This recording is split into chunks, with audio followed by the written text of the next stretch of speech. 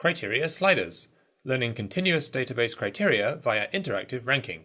Visual data are often described by an underlying model, for instance active appearance and shape models for faces, or distance and curvature fields for geometry, or the parameters of a neural network. These models are high-dimensional, a vector of many abstract features. Oftentimes these features are meaningless individually, and it's only through embedding the high-dimensional representations into a low-dimensional space that a useful criteria is revealed. Many search and database services expose useful criteria, but how are these criteria normally defined? An expert could accomplish this directly, but more often than not, hand-labeled training data and supervised learning helps discover this criteria. Imagine seeing a database for the first time with 0 labels, say with a database that has just been scraped from the web. We desire a tool which quickly allows us to interactively organize the database along criteria to establish the variation within, especially before embarking on expensive human labeling. To this end, we propose an interactive tool which efficiently exploits the rich structure of the unlabeled data via semi-supervised learning.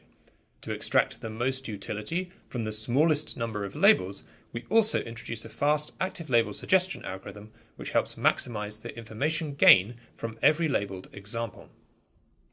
We ask users to rank these database examples. This allows us to extract continuous criteria, which, in our interface, we call criteria sliders.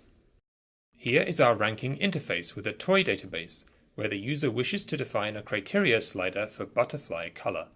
The user drags items from the database into the ranking area at the top.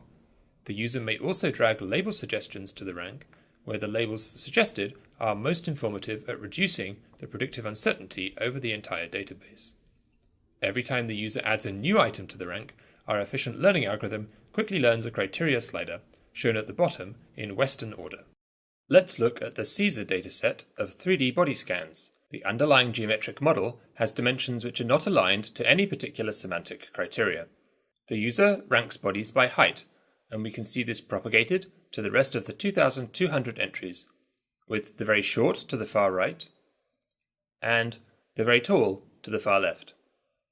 Our active label suggestions, here expanded, present candidates to rank which are distinguished from the existing labels, first suggesting portly people, and then suggesting tall and skinny people. However, we see an outlier in the learned criteria slider, and so the user drags this outlier to the label rank to reorganize correctly. Let's add another criteria. The user has used 4 labels to define height along X and weight along Y. The criteria slider now becomes a criteria space with a red dot for each data point and some points shown with representative images. With an appropriate zoom, we can see the whole dataset: tall and large top left, short and skinny bottom right, tall and skinny bottom left, and finally short and stout top right. This was achieved with just 4 labels, yet it allows us to see the variation within the dataset. Another advantage of an underlying continuous space is that, with a generative model, we can interpolate criteria values to create new content.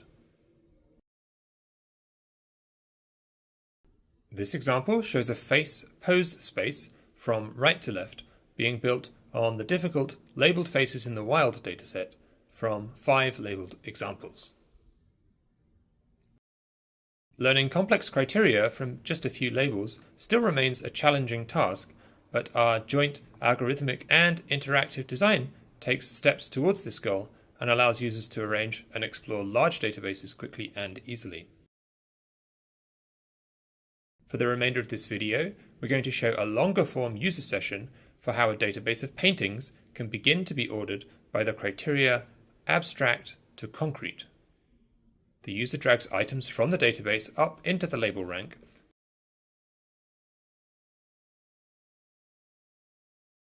and when at least 2 of these items are present, we can start suggesting labels. The user drags the label suggestions into the rank and sees these propagated into the database ordering to the south of the screen. It's also possible to enforce equality within the rank, as just shown, which allows the user to group similar items. Here the user finds that the rank is out of order, and so the user swaps the items and the criteria slider updates quickly as before. In this next portion of interaction, the user continues to rank label suggestions before observing the effects in the display below. A complex criteria like painting abstractness needs more labels to describe it sufficiently well.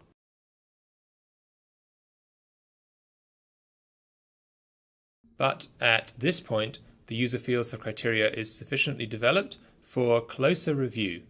We can see some of the abstract paintings at the head of the learned criteria. However, the user sees an anomaly that needs to be placed towards the tail of the learned criteria slider, and this correction then pulls forward more abstract paintings. The user is now going to subsample the items on the criteria slider, which is a kind of zooming out. Now the user can see items from both the head and the tail of the slider at the same time, here looking at an item which shows a more realistic or concrete painting style.